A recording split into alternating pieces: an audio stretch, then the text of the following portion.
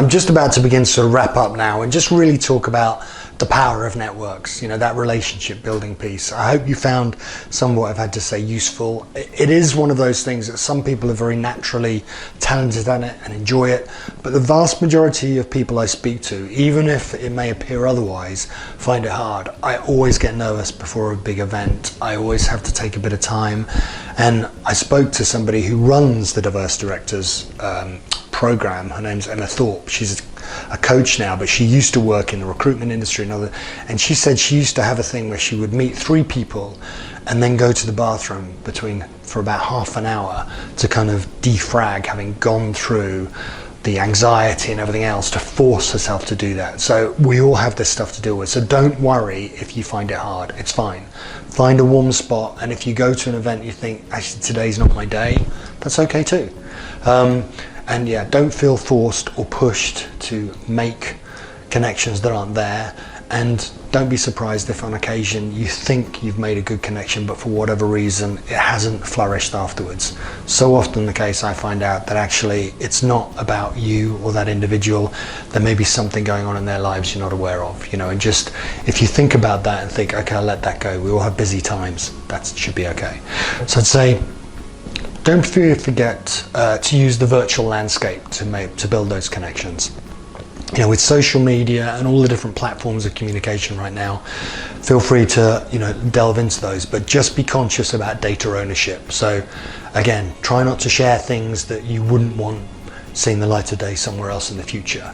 It's worth saying that. So even if you're asking questions about things, I always think it's better to do something, an environment where you can either meet face to face or you can do it on Teams. Be conscious right now, there's lots of AI tools about recording meetings, and I've used some of these myself. Once those recording methodologies start working, you've got to think about, does the person you're with want to be recorded? So make sure you always get permission first. Always build your networks before you need them.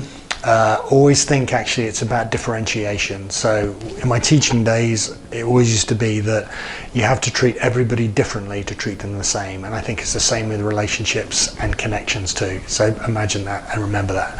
Try to practice any of this that makes you nervous at smaller events. Go to a few little events, maybe internal gatherings, and just think, I'm going to try this. In fact, I'm going to say to one of my colleagues, I'm going to try a new handshake, or I'm going to try a new, how does this come across?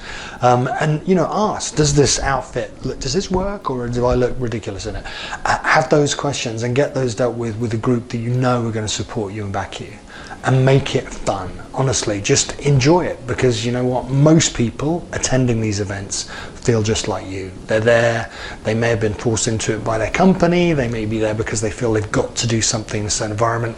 So if you're open about that and say, what brought you here and why, be amazed what you can find out from that.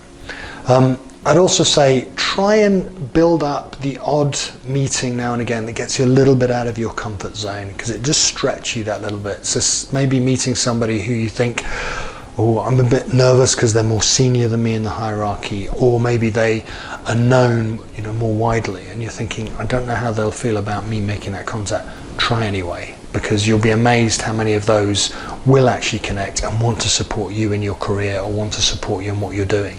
And if you do make the connection, don't be afraid to say, is there anyone else you think I should talk to who might be useful and who might be interested in supporting what we're doing?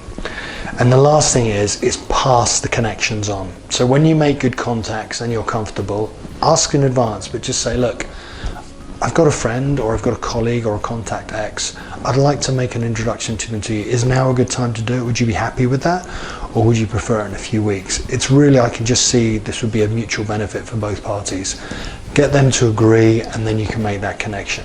Because again, if you're the person who's done that, that's going to come round. There's something about the way it all fits together.